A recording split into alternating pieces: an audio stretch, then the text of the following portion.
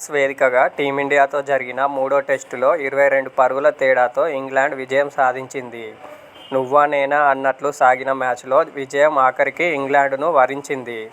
England గెలుపులో ఆ జట్టు కెప్టెన్ బెన్ స్టోక్స్ది కీలక పాత్ర. స్టోక్స్ ఆల్రౌండర్ షోతో అదరగొట్టాడు. ఓవరాల్గా 2 ఇన్నింగ్స్లు కలిపి బ్యాటింగ్లో 77 పరుగులు చేసిన స్టోక్స్ బౌలింగ్లో 5 కీలక వికెట్లు పడగొట్టి మ్యాన్ ఆఫ్ ది మ్యాచ్గా నిలిచాడు. ఈ క్రమంలో ప్రతిష్ఠాత్మక లార్డ్స్ మైదానంలో 4 ప్లేయర్ ఆఫ్ ది మ్యాచ్ అవార్డులను గెలుచుకున్న తొలి క్రికెటర్గా స్టోక్స్ నిలిచాడు. ఈ మ్యాచ్కు ముందు వరకు Stokes, Joe Root, Stuart Broad, Glenn మెక్గ్రాత్లతో కలిసి చెరో 3 అవార్డులతో సంయుక్తంగా ఉన్నాడు.